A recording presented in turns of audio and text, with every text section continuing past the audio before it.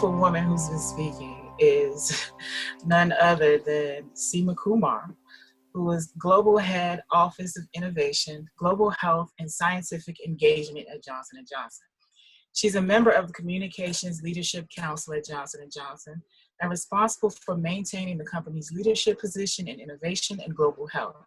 She works closely with Johnson & Johnson Chief Scientific Officer and Worldwide Chairman of Pharmaceuticals, Dr. Paul Page Stoffels, as well as communication leaders in corporate and R&D. Seema also serves as the communication leader for the Worldwide R&D Council and several innovation centers.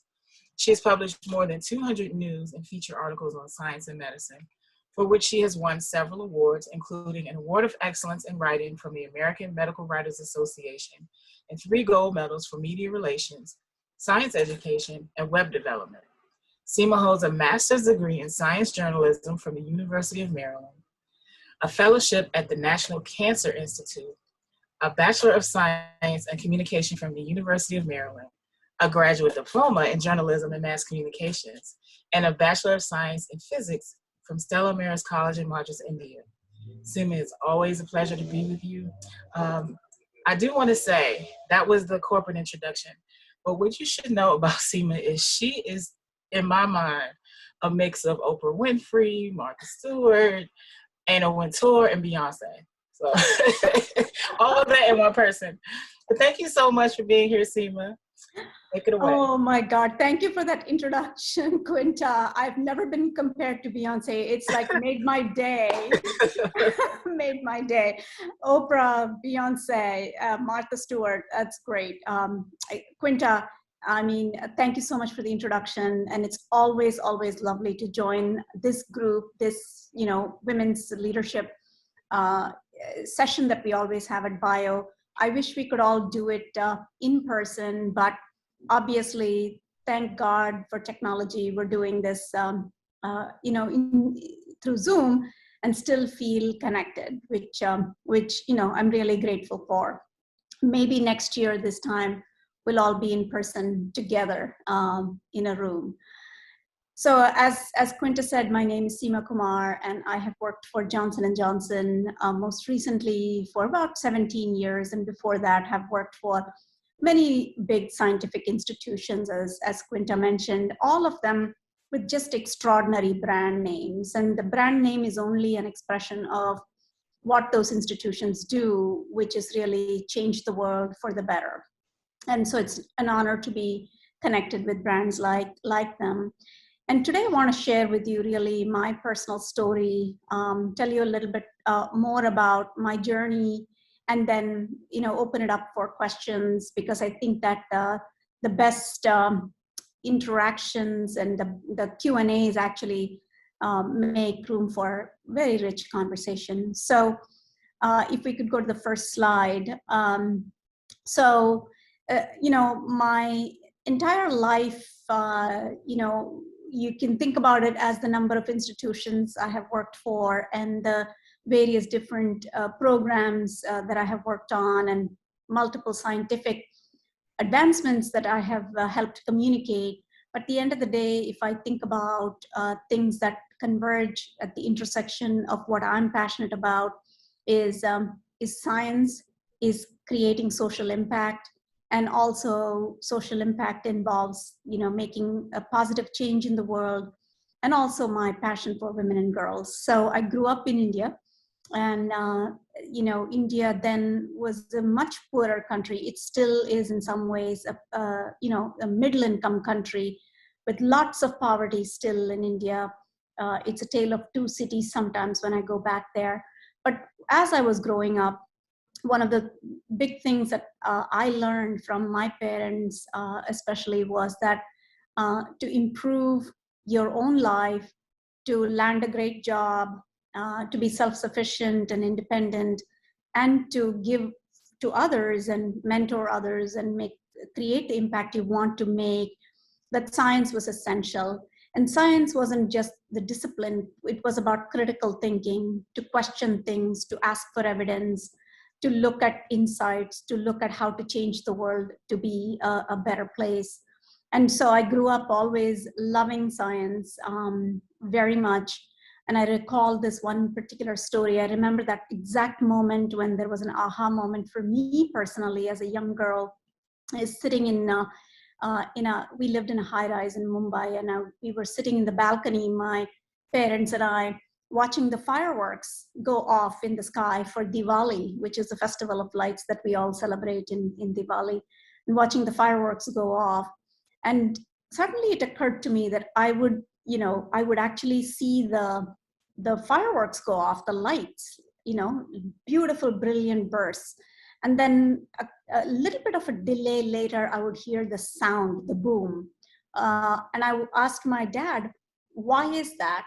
And he told me that's because light travels faster than sound. And that just like, my eyes were wide open. And from then on, I began to really, really fall in love with science and the explanatory ways science can explain phenomenon, just natural phenomenon, as well as phenomenon that happens inside your body or in your surroundings. My mother was an extraordinary leader and a storyteller. And so, both of them loved music, both of them loved reading, movies. And so storytelling was also a big piece of, something that I loved, writing and storytelling. And I used to write as a hobby. And I wrote, and I started keeping a diary of different things I noticed about the status of women in life and why it was that they were not having equal status. Similarly, the social inequities in India, the poor, the people who actually did work in the fields and as maids in houses, versus those who actually were much more well off. And I always wondered about all of that and wrote about it both in my diary. And I started to get published, and then I thought to myself, that was my first paycheck, was 60 rupees, which is probably today less than 10 cents. And I got a check for that, and I was just ecstatic. But even more than the money, it was seeing my name in print along with what I had written. And I thought to myself, wow, with words and with storytelling, you can create as much impact as being in a lab and making a discovery.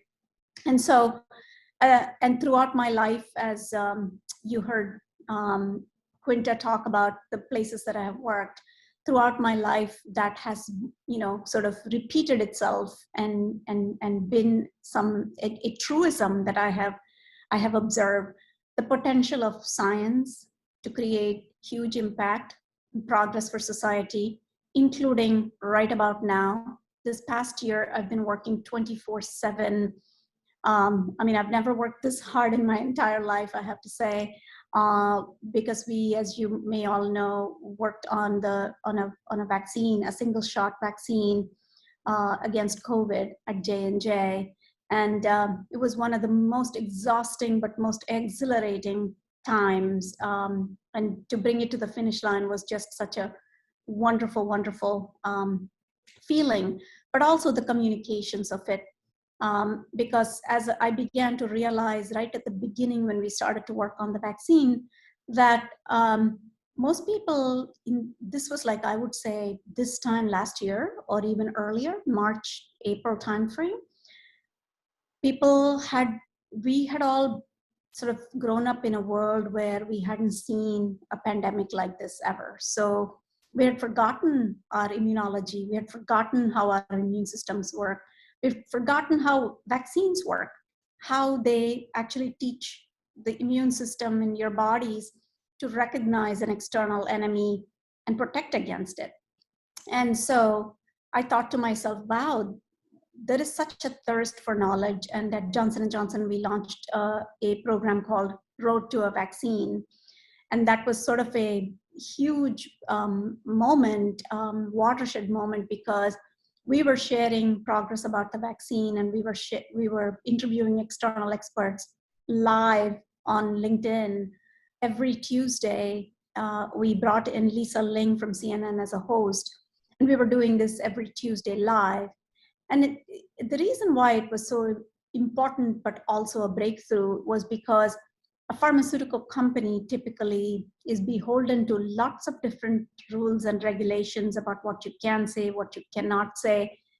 And so here was an example of transparency where we were sharing things live on an ongoing basis. So from all throughout my life, I have seen that science has a huge impact and the potential to change the world, but so does storytelling, and so does communication.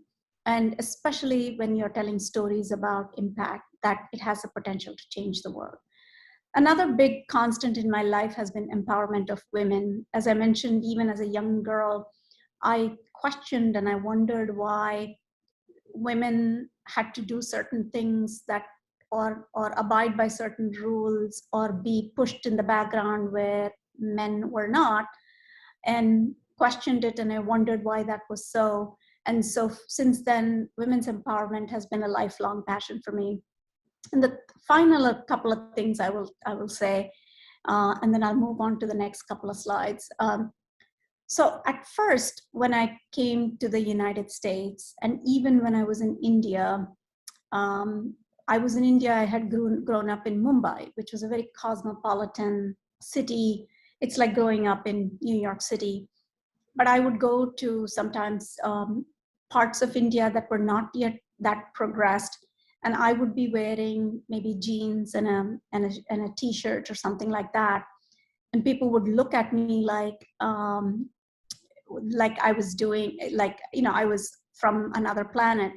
And I remember lots of old ladies, aunties, telling my mom, well, she's going to have to change her ways because, you know, she's very different.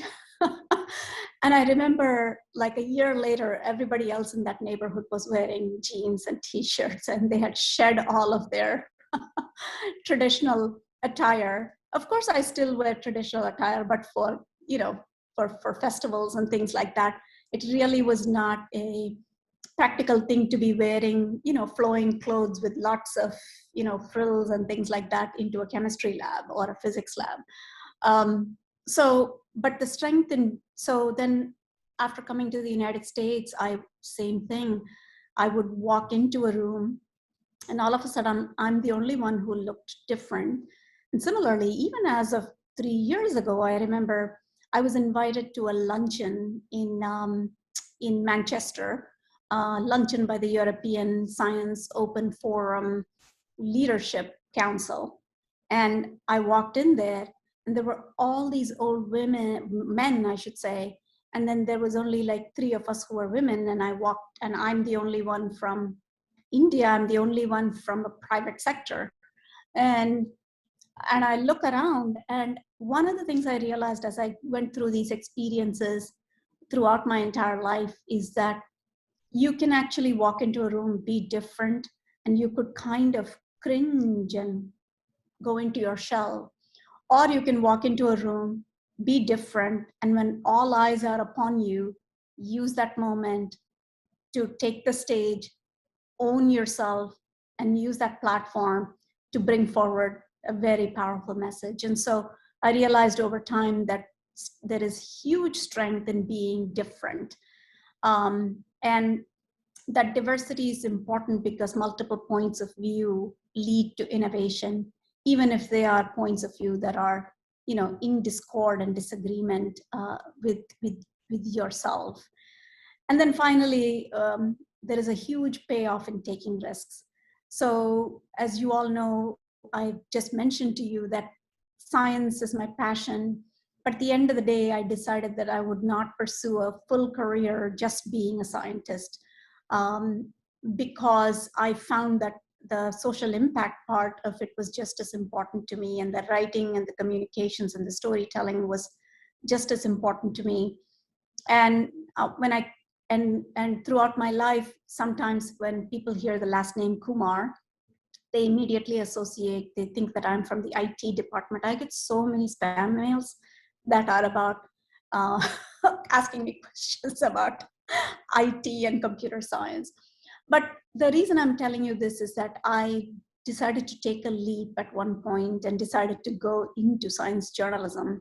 and write about science, and then, took another risk moving into working in a place called the Whitehead Institute, which was a small institute within MIT. Similarly, took a risk in taking new positions that were sort of completely new. Nobody had held that position before. They were newly created, or I created them. And finally, just moving to the private sector, and doing again things that are maybe out of the ordinary, maybe a path not well walked, and charting your own path. There is a huge payoff in that. And if we go to the next slide, so coming full circle, I think that there is a delay, and so what, as I mentioned, all of these things have a way of coming full circle, and things have a way of, you are one person. Your professional life and your personal life is sort of different, but also when they intersect, and when your passion and purpose and your profession intersect, extraordinary things can happen.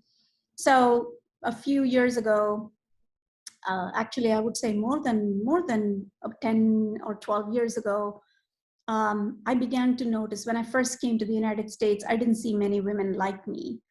And there was so many stereotypes of what Indian women are all about. They're typically Bollywood dancers, or, there is this exotic notion of what Indians are like, or they're in the back room sitting and programming computers. So there's all these stereotypes. And I began to notice that there were more and more women like me who were coming into the profession, who were a blend of the old and the new, who were more progressive thinking, who were changing the world, who were doing all kinds of interesting things. And I went and pitched the concept of creating a new network around these women to a few folks in New York City. And they kind of laughed at me, not literally, but I could hear them internally thinking that mentally, because they were thinking, oh my God, why is that even important?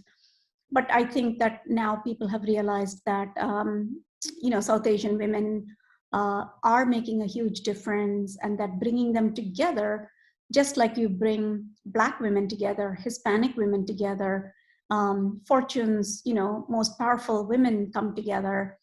When women come together, and it's not against men, by the way, but when women come together and create a network, huge value can be created. And so I thought to myself, what value can I create? And my goal was to make sure that I created a unique platform for women. And so what I created was a Seema network. And you can see the number of women who are all just, badass women who are making just extraordinary things happen in this world. And collectively, we could do something for our community, but also we could do something, for young girls who don't have the same chances that we have back in South Asia, in India, Pakistan, Bangladesh, and other places, but also here, where women still have doubts, and maybe they don't have mentors to tell them, guide them on their career path or their life's journey. And so my goal was, in creating the Seema network, was to do this for women of South Asian origin, where they could have a community to rely upon. And this has sort of taken off just wonderfully. And you might ask me, how do I do this with a full-time job? I really focus all my work on Johnson & Johnson, but I have an extraordinary, group of people who actually each very empowered to keep the Seema network moving forward. And so that also has been just a wonderful thing to see and to watch. And for when I get emails from young girls saying they're inspired to to chart their own path. One of the things that I think our culture and our community, in the old days at least, you either had to be a doctor or an engineer or a scientist or a computer scientist. But nowadays, women dream of doing other things, making a movie, being a music artist, being a chef, and so on. And in fact, the Tournament of Champion Food Network this time around, the chef who won the bracket kind of competition, the chef who won was Mani Chauhan, and she's a South Asian. So we all know the power of community and how community can actually help inspire you. And so that's what this is all about. And then if we go to the last slide, I just wanted to basically, leave everybody with a few thoughts. First of all, it's not about what you want, but it's about the world you can shape. And how do you shape the world you want? I often get young women who say their goal in life is to be a vice president. And I say, being a vice president is not a goal. Solving cancer is a goal. And if you focus on solving cancer, that's an example, then the vice presidency will just follow you and come along. Similarly, I want to make the world a better place, whatever way you can. Starting from that point, I think allows you to create a purpose and shape the world into a better place. So how can you find your personal vision? How do you invest in yourself and your own personal vision?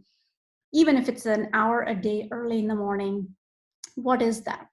And so find that personal vision, and that personal vision sits at the intersection of what you are passionate about, what you're really good at, and what the world wants.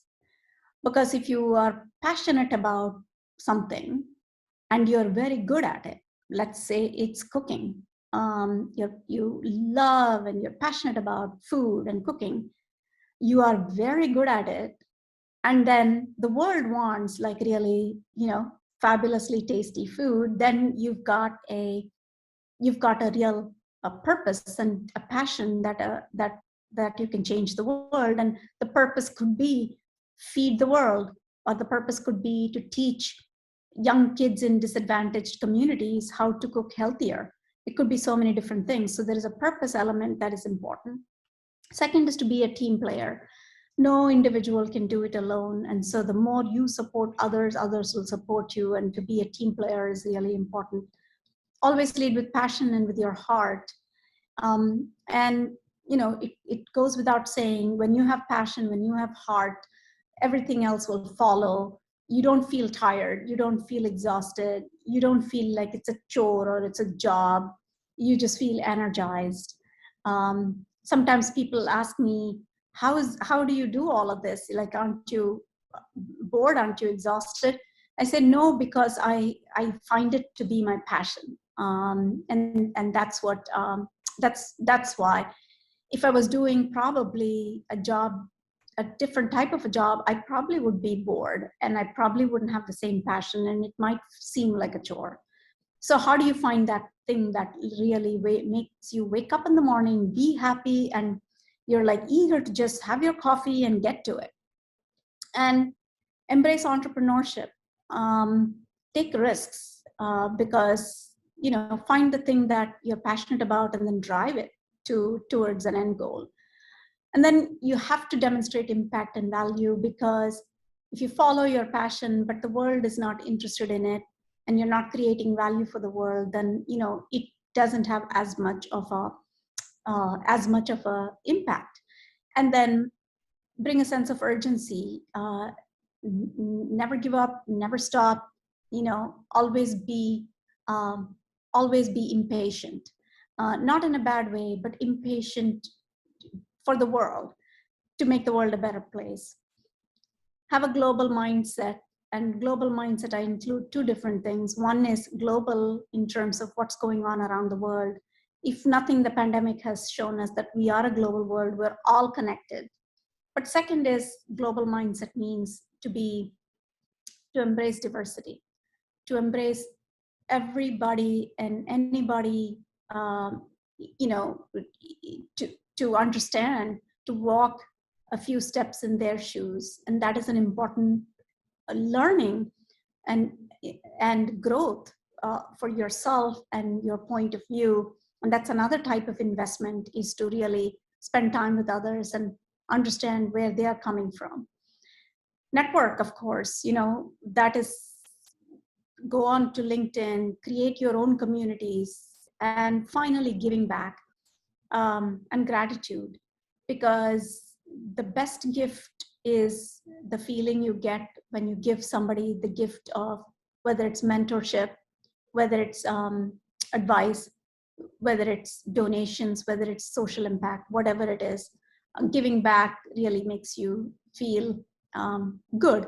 And this is all about investing in yourself and you as a human being, and becoming the best that you are, and to live a life that is limitless.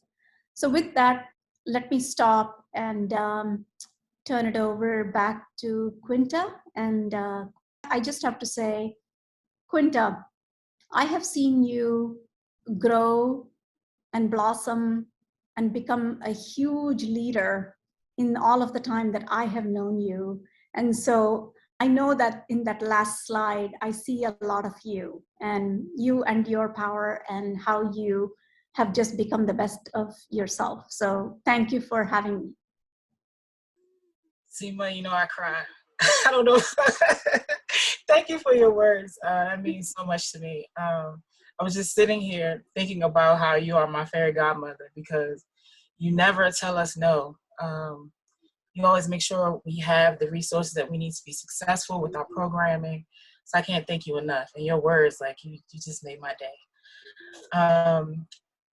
So everyone, please unmute, turn your cameras on, and let's have a discussion. Who has questions for Seema? I'll start with the first question.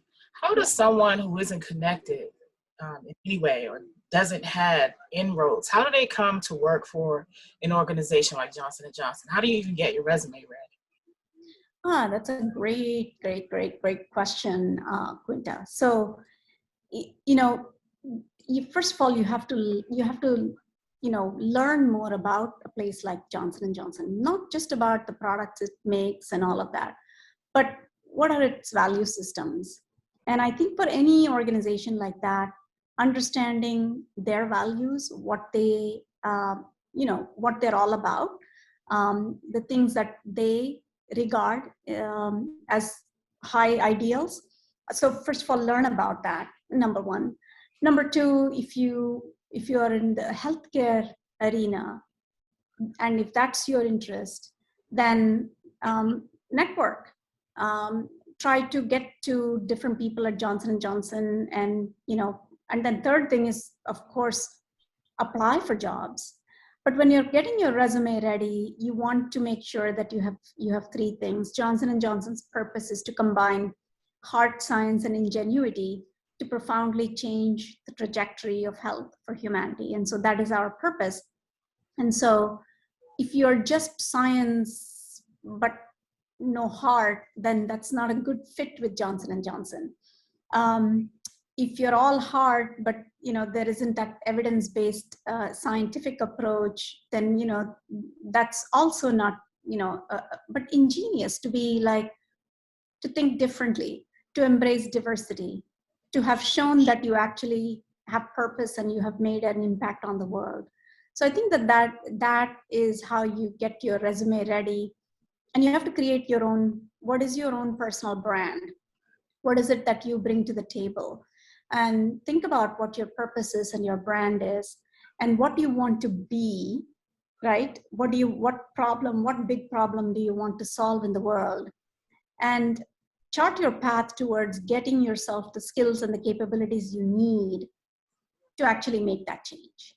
So that's what my advice would be.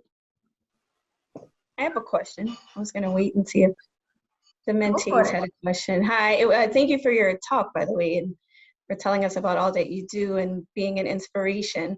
I actually work at Johnson & Johnson. I work at Janssen in oncology R&D as a physician. And when you spoke about creating this network for women of South Asian descent, you know, for mentorship and for leadership and for career guidance and whatever else the needs may be, that resonated with me because I've been at Janssen for 2 years, and it's very difficult to look around and not see very many African Americans in research and development at Janssen, period, in different aspects.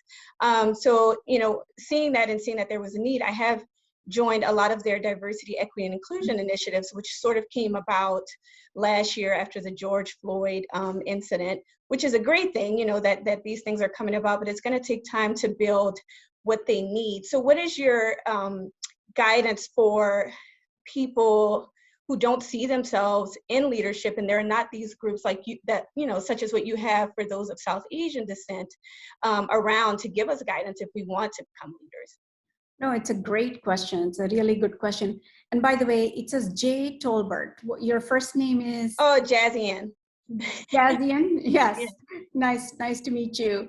You know, first of all, I wanted to ask you: have you connected with like the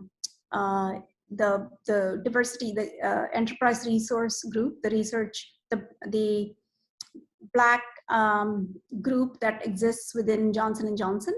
Yeah, the employers, the ERG, the African American Leadership Council. Yeah, I do. I've done a lot of work with them. Yeah, so that's one. And then the second, so I don't know if that is an avenue for you to, and if you found that useful.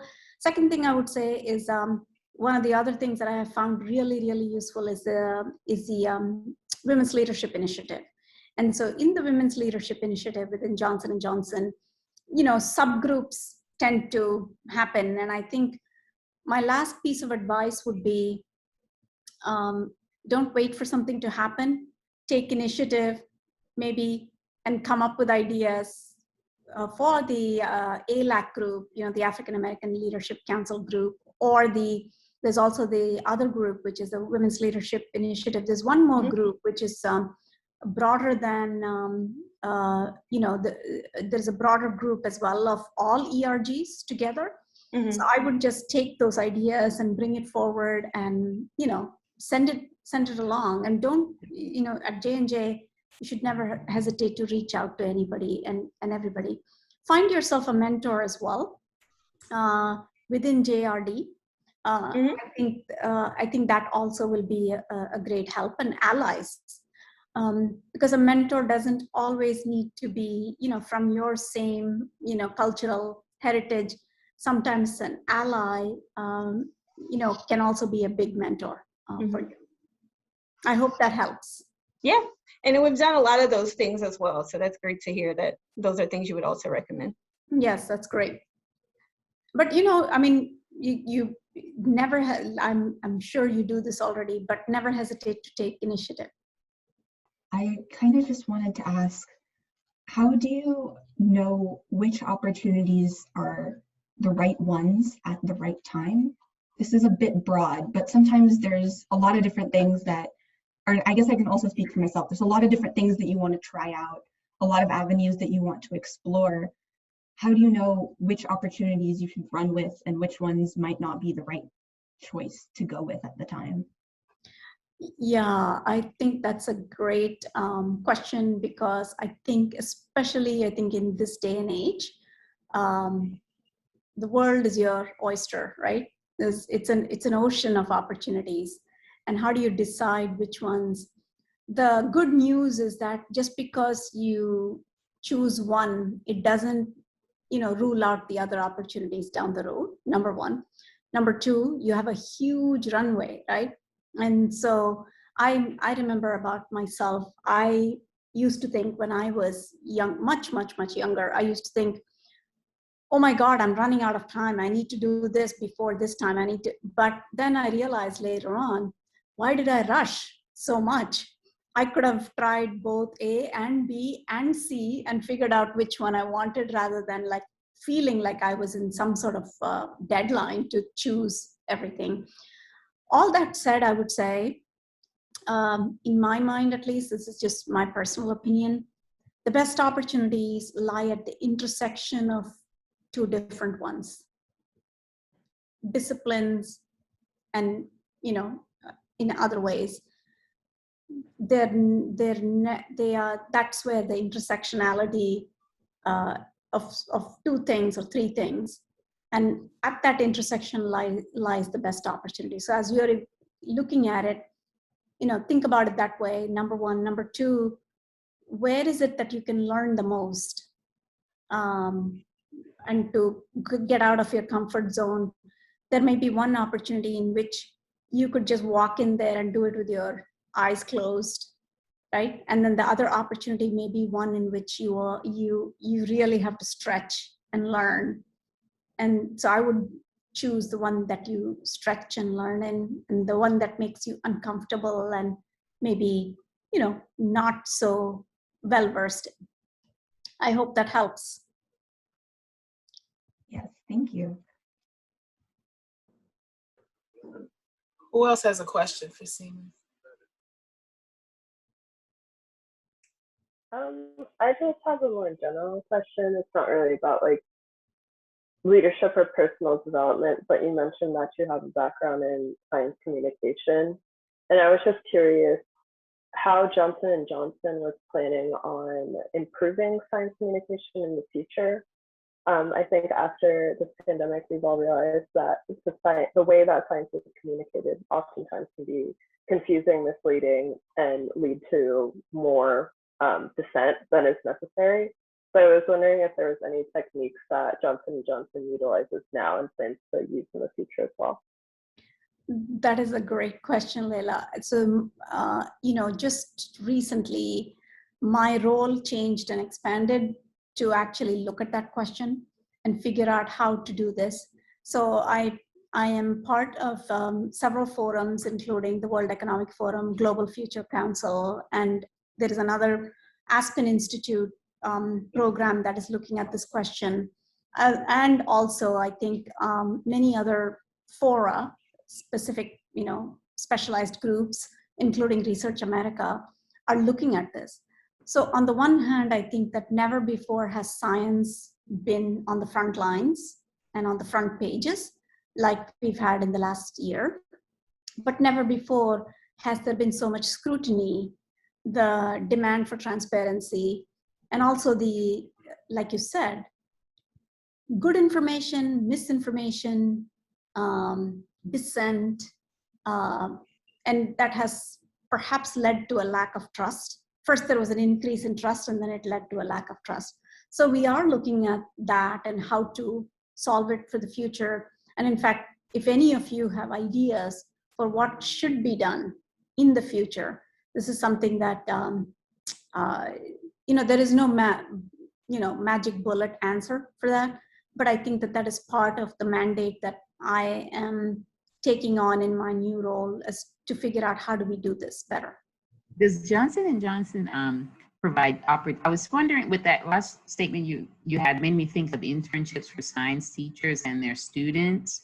So like in terms of science communication, that would be a great way for teachers to come in, see what you have, see what you guys are trying to communicate, and then figure a way how we can break that down, how the teacher and the student can come to a round table, learn what you do, and at the end produce a PowerPoint or an example of how they all could break down information where students could learn, and then students can become ambassadors and take that back to their communities to talk about the kind of work that Johnson & Johnson is doing. You can have student ambassadors, teacher ambassadors, and we can promote the work that you do for the community, or the work that you do in general, and to let people know that there are jobs that you could prepare for to try to get into those companies.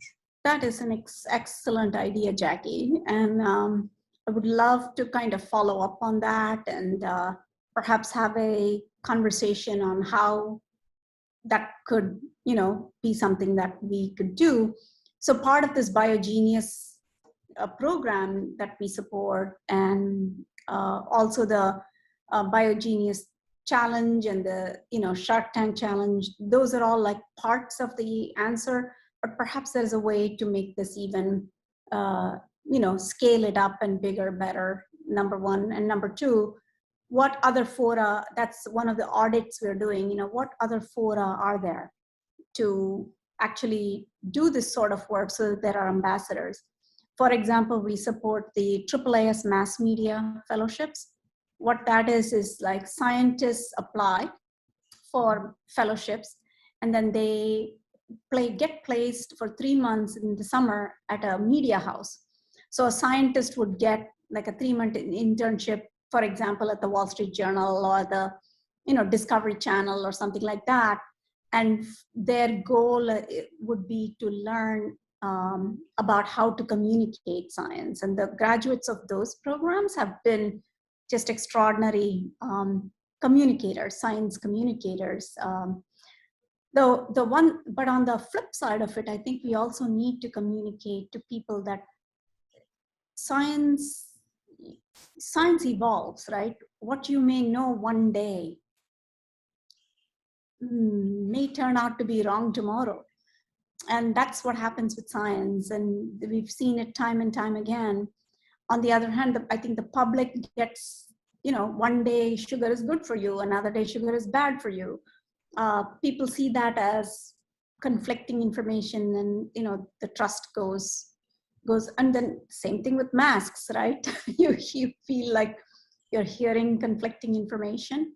And so I think science and public health in both those arenas, we need to educate both the communicators, which is a scientist, public health experts, but also the public about how it's just not like it's not like a binary, right? It's not this or that. There is so many nuances, and how do you communicate the nuances? And then finally, the science journalists who under deadline, they have to make sure that when they are communicating or reporting and writing headlines, it shouldn't be to get more readers and readership and sell more newspapers or get more traffic to their websites. And, so the headline just are so sometimes so awful, but it needs to be about, really engaging the science, public in the science and telling a nuanced story. And I think we have to work at it from 3 different angles in order for us to get to that place. But to the fourth, and for the future, the most important one is the science teachers and the students. Because even if we can't solve it now for this generation, we have to make sure that we solve it for the next generation. But thank you. We should follow up on that. I think that sounds like a great idea. We have a program in Georgia called the Georgia Institute for the Georgia Internship Fellows for Teachers, and it's by Georgia Tech. And what they do is they take us, we apply, and over the summer they match the teacher and maybe 2 or 3 of her best high school students with a research lab or a company, and they do research. They go through the company, and then at the end they have to produce something, an action plan or research project, and then they have this big forum here in Georgia where you have to go, and they have like a little luncheon, and the students present their work, the teacher can present her work, and then they have speakers and everything. And it's run by a woman named Bonnie Harris, and she's at, I think, Georgia Tech. She runs it out of Georgia Tech. So that's something that they do here. Great. So I don't know if you're interested in it, but you can talk with her. And but your angle would be different because you'd be looking for a specific ambassador. Really talk about your company and go to the community, and even like a student presents a poster in a science fair, Yeah, exactly. And I think so we're right now trying to figure out where can we have the most impact from science communication, scientific engagement standpoint. But these are all great ideas and worthwhile following up and looking into and exploring. Thank you. And Seema, you had one more question from Shaylee. Okay. What about new biodiversity students? Hi. Hi. Hi, Shaylee. What did you used to do in your youth to prepare where you are now, for where you are now? Sorry, say that again. Shaylee, you broke up for a What second. did you used to do in your youth to prepare yourself for where you are now? That is a great question. I think I just followed my passions. And I looked for ways to make a difference in the world. That's number one. Number two, I made sure that I studied and got good grades. And because that's an important thing, you know, that's sort of like the price of entry. The third thing that I did was to figure out a way to express myself. And so that is a key communications skill, I think, expressing yourself and your passions in a way, whether it's written, whether it's verbal, in some way, shape, or form, being able to communicate what is in your heart and what's inside of you in a very compelling fashion. I think that that's the other thing that I would say is important. And, you know, trust me, there wasn't like a written out plan or anything like that, but it was mostly these ingredients that really, you know, help you figure out your way and how to prepare. Hopefully I answered your questions, Shay. Yes, thank you. I appreciate you so much, Seema. Thank you for Thank being you so much. Thanks, everybody. Listen, you guys are all leaders and you are all extraordinary leaders and achievers. So, you know, you should sort of also take this message and pay it forward, because I think you all have so much to do and to inspire others. So keep inspiring others with your stories, because each and every one of you has just great stories to share. Thank you so much. I hope you have a good rest of the day. Thank you, everybody. Thank you. Bye. Bye.